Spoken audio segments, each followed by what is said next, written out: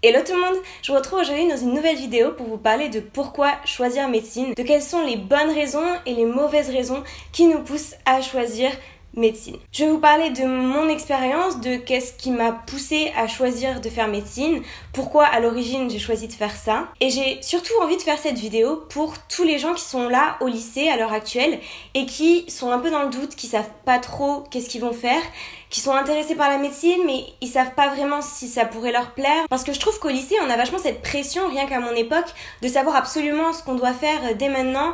Alors oui, c'est sûr qu'au lycée ça se rapproche, il faut vite faire un choix, mais même rien qu'au collège déjà on nous mettait la pression pour savoir ce qu'on veut faire. Et c'est vrai que c'est compliqué parce que le problème de certains métiers comme la médecine, c'est qu'en fait on ne sait pas vraiment en quoi ça consiste. On a des idées, des préjugés parfois, ou alors on a vu son médecin généraliste, mais en soi, les spécialités, on sait pas vraiment comment ça fonctionne. En fait, on peut avoir envie de faire médecine, mais on sait pas forcément à quoi ça correspond. Du coup, on se demande, est-ce que c'est légitime d'avoir envie de faire ça?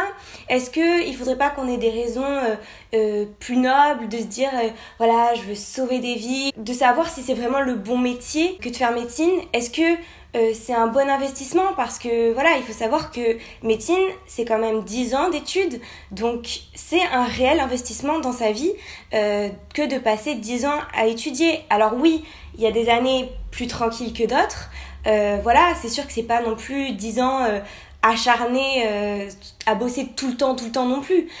Mais quand même, ne serait-ce que la PACES, ensuite l'externat, c'est quand même des années où il faut bosser énormément.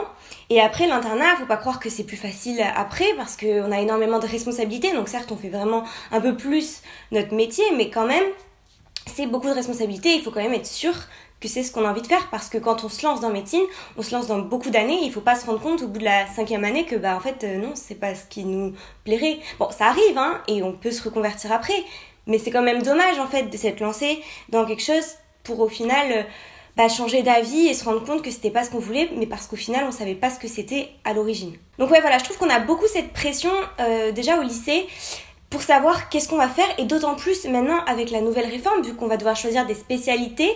Et le problème avec ça, c'est que ça veut dire que dès la première, on va déjà devoir avoir une bonne idée de ce qu'on veut faire. Parce que si on prend pas les bonnes spécialités, peut-être qu'après on pourra pas avoir accès à certaines filières. Pour l'instant, apparemment, c'est pas vraiment fixé pour faire la nouvelle PACES. Pour l'instant, ils ont pas vraiment dit clairement quelle spécialité il faudrait prendre. Je vous ai déjà fait une vidéo entière là-dessus pour savoir quelle spécialité choisir quand on a envie de faire médecine. Selon mon avis, en fait, hein, c'est pas écrit dans les règles pour faire médecine, hein, mais selon moi, ce que je pense être le plus utile quand on veut faire médecine. Donc je vous invite à aller la voir si ça vous intéresse. Mais donc, on arrive vraiment dans un système où il va falloir qu'on sache vraiment très tôt ce qu'on veut faire, parce qu'on nous pousse à choisir toujours plus de spécialités. Et même en médecine, on nous pousse à, quand on est spécialiste, être en plus surspécialisé. Donc voilà, on a toujours un choix très fin à faire quelque part. Et je trouve que ça arrive de plus en plus tôt. Donc je me dis que ça pourrait aiguiller un peu certains qui savent pas trop si ils doivent se lancer dans médecine ou pas. Et donc je vais vous donner mon point de vue. Encore une fois, ça ne concerne que moi, hein, chacun sa façon de voir les choses. Déjà, j'aimerais mettre un point d'honneur à vous dire que vous n'êtes pas obligé de savoir exactement qu'est-ce que vous voulez faire. Vous pouvez vous dire que vous avez envie de faire médecine, mais pas forcément voilà, je veux être chir cardiaque, je veux faire je sais pas des pontages, enfin voilà. Non, c'est normal que vous sachiez pas à l'heure actuelle, même moi je sais pas encore vraiment ce que je vais choisir. Je vous en parlerai après parce que j'ai quand même des petites idées, hein, forcément au fur et à mesure on découvre un peu plus de spécialités, et c'est ça, c'est qu'en fait on découvre pendant les études en fait ce que c'est vraiment que ce métier-là. On passe en stage, on voit différentes spécialités, et c'est comme ça qu'on se rend compte de ce à quoi correspond vraiment une spécialité, ce qu'il y a vraiment dedans, ce que font les médecins tous les jours, comment se fait leur quotidien. Parce que ça c'est quelque chose, quand on n'est pas du tout passé par là, quand on est au lycée, on peut pas imaginer comment se déroule la journée d'un médecin, d'un chirurgien, ou peu importe. Là, évidemment, bien sûr, je vous parle que de la médecine parce que c'est que ce que je connais. Pour tous les autres métiers, je ne suis pas légitime de vous en parler, donc je vous parle de ce que moi je connais.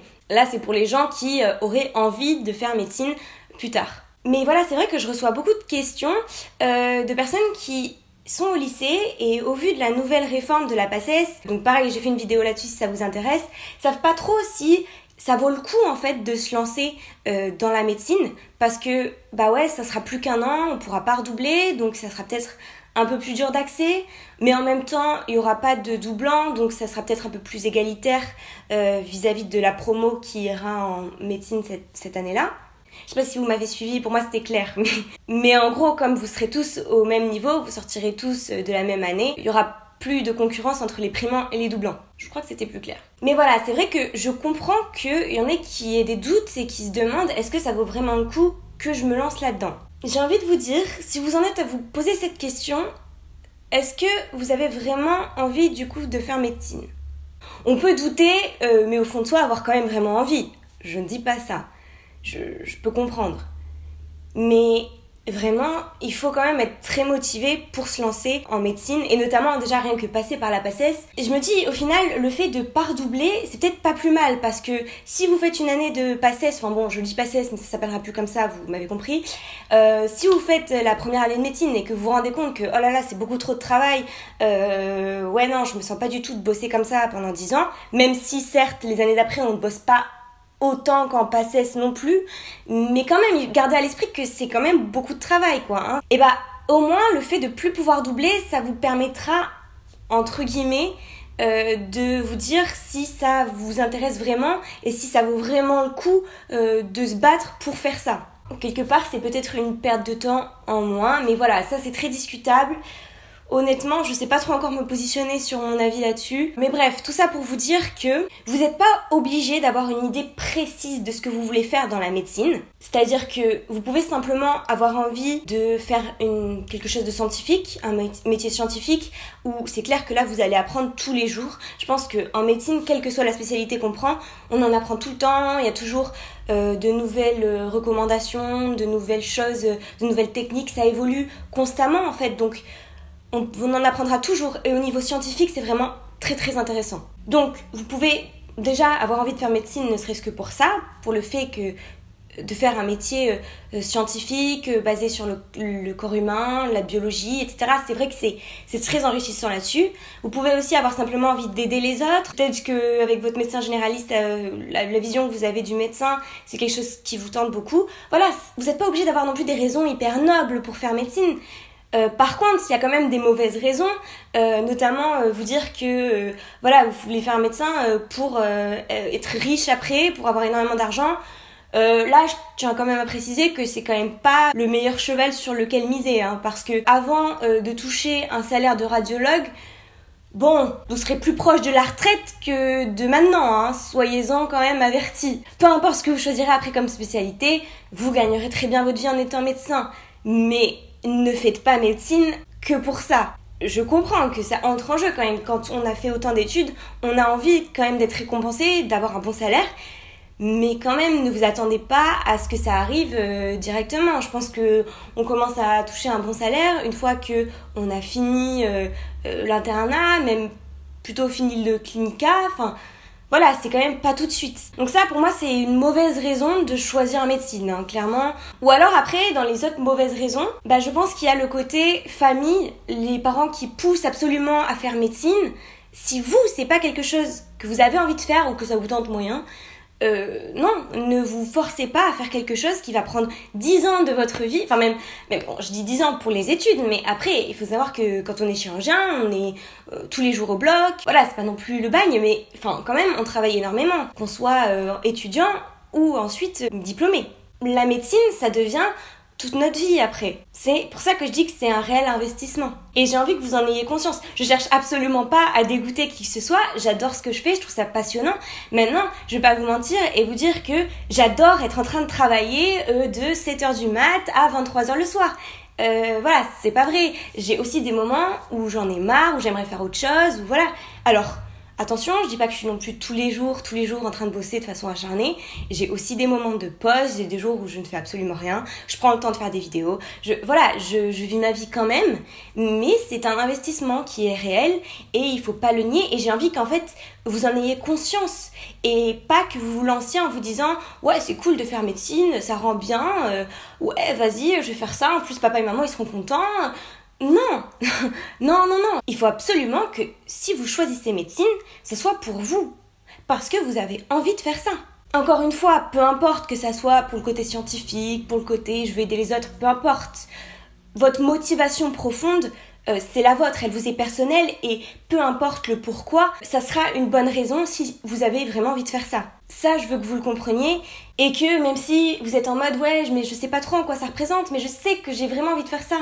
Mais si vous avez vraiment envie de faire ça, alors foncez.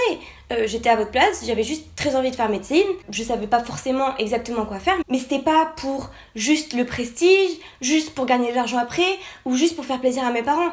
Trouvez vraiment votre motivation profonde, qui sera la vôtre, qui sera pas celle du voisin, mais trouvez quelque chose qui vous donne vraiment envie de faire ça, parce que après, quand vous serez dans des moments où vous arrivez plus à travailler, vous en avez marre, et ça m'arrive d'avoir des craquages, me dire putain mais pourquoi j'ai pris ça, j'aurais pu me faciliter la vie, prendre un truc moins compliqué quand même, mais après je me dis mais non, mais en fait c'est vraiment ça que t'as envie de faire, c'est vraiment ce métier, et j'ai des jours où voilà, je vais en stage et j'adore ce que je fais, et je me rends compte que vraiment c'est ça qui me plaît, et je me verrai faire rien d'autre au final. Mais ça c'est parce que dès le départ j'avais une motivation. Après cette motivation, elle peut s'entretenir. Voilà, le fait d'aller en stage, de découvrir vraiment le métier que c'est, ça permet aussi de faire grandir cette motivation et de rester continuellement motivé pour la suite, même si on a toujours des moments de doute.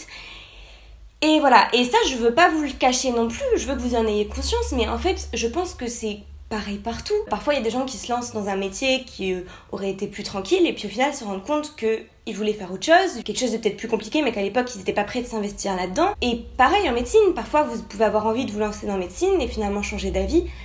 C'est pas grave en fait, c'est pas du temps perdu, je pense qu'on apprend de tout ce qu'on fait. Donc on peut changer d'avis. Je pense que quand même c'est bien d'être sûr de soi et d'être vraiment motivé. C'est ce qui vous permettra en fait d'avoir de l'endurance.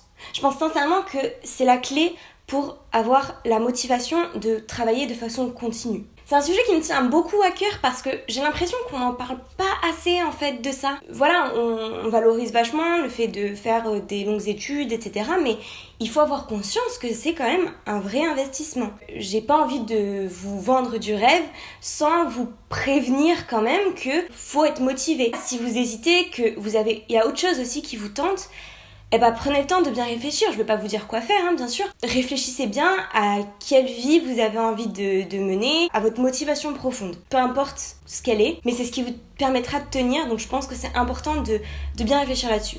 Donc voilà, vous n'êtes pas obligé de vous dire quelle spécialité vous voulez absolument faire dès maintenant, c'est beaucoup trop tôt pour le savoir. Là vous demandez à ma promo, pratiquement 50% ne sait pas ce qu'ils veulent faire, je pense même peut-être plus. Même si, voilà, c'est vrai qu'on a quand même des petites préférences qui se créent au fur et à mesure. Moi pour tout vous dire, à l'origine, je voulais être médecin parce que j'ai vraiment un médecin généraliste génial. Elle se forme tout le temps, elle va tout le temps à des congrès pour se former un peu plus sur certaines pathologies. Et voilà, moi ça m'avait beaucoup intéressée de me dire qu'on en apprenait tout le temps plus. J'avais cette envie de faire quelque chose un peu dans le social et en même temps garder un esprit un peu scientifique. Même si voilà, ayez conscience que ça n'a rien à voir avec le lycée, les matières scientifiques du lycée. Concrètement, à l'heure actuelle, je ne fais absolument plus de maths. Je ne sais plus calculer. J'exagère un peu, mais pas trop non plus. Mais voilà, c'est vrai que moi, je me suis lancée en me disant que j'avais envie de faire médecin généraliste.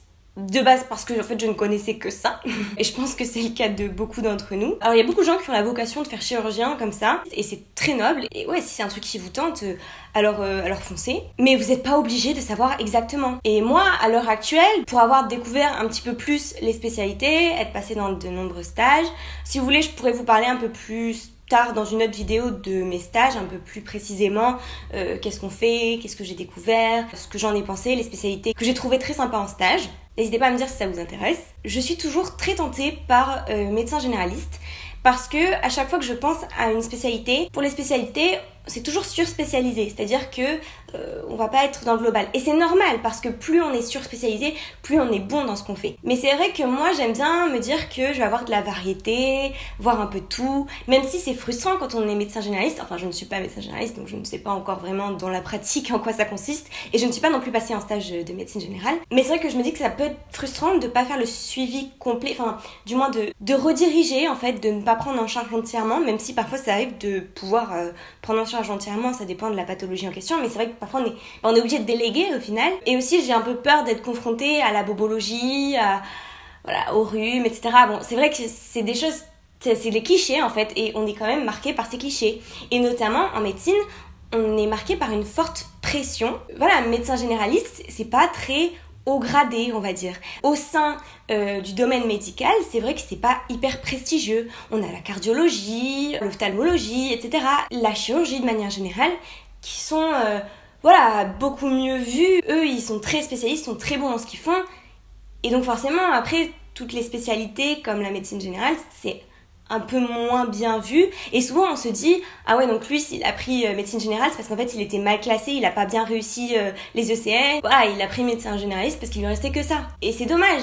Mais vous voyez, encore une fois, on a encore beaucoup de pression. Enfin, vous, au lycée, vous avez peut-être la pression de choisir ce que vous allez faire.